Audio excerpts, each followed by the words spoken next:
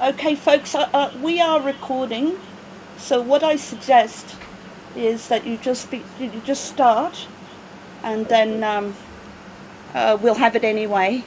And if I have to put it up later, then I can do that. So you can just begin now. Ready to go? Yeah.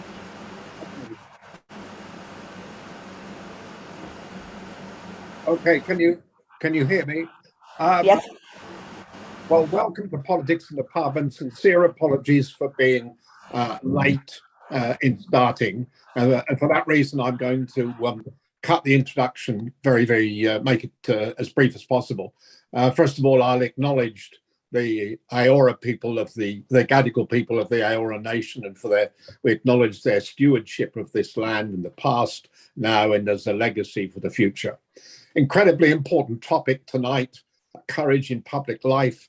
Mary Kostakidis talking about Julian Assange, Sister Susan Connolly talking about Bernard Collaery. Both of them two wonderful Australian citizens, two gutsy, principled women who are easy to choose to speak about courage in public life. I was going to speak for about 3 hours about both of them, but the late start means I should stop right now and ask Mary Kostakidis to start the proceedings. Thank you, Stuart. It's an honour to join you for Politics in the Pub and on Consortium News. Julian Assange once remarked how surprised he was at how rare courage was, much rarer than intelligence. Yet without it, we're not truly alive. We're just breathing in and out. If wars can be started with lies, he said, peace can be started with truth. And he identified the media as being complicit. They'd become propagators of lies. Working in the newsroom as I was during the so-called War on Terror, it was almost impossible to question the War on Terror. It was treasonous because the implication was you don't support our troops, you're supporting the terrorists. And in my view, we were creating terrorists. When I became aware that this young Australian had made it his mission to take on the whole political media juggernaut, I was in awe, but I also was very afraid for him.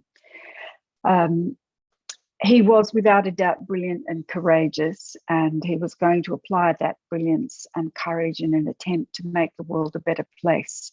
For there to be peace, not just endless wars, and where civilians are nearly the deaths of civilians are, merely collateral damage.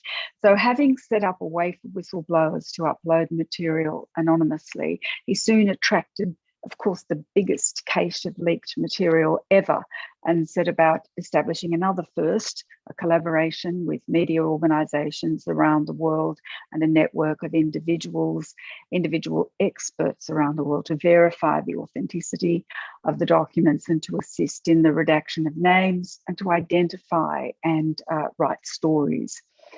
So it was after the 2010 releases that Stewart proposed he be awarded the Sydney Peace Medal for his enormous service to human rights, to society, and in recognition of his courage. The risk to his safety was clear. He had taken on the most powerful government in the world. He had attracted the biggest leak ever, and his networked media machine was spewing out tens of thousands of reports around the world. The 2010 releases, we all know, revealed war crimes, large numbers of unreported civilian deaths, and how US foreign policy and diplomacy were used to prosecute endless over-there wars, as American commentators called them. In this same year, a relentless vilification campaign commenced, and his extradition sought by Sweden, which refused to guarantee that they'd not onward extradite him to the United States. Julian knew that he was being investigated by a grand jury. He sought and was granted refuge by Ecuador and spent 7 years in the London embassy. When I visited him in the embassy in 2013, he told me that he fled to the embassy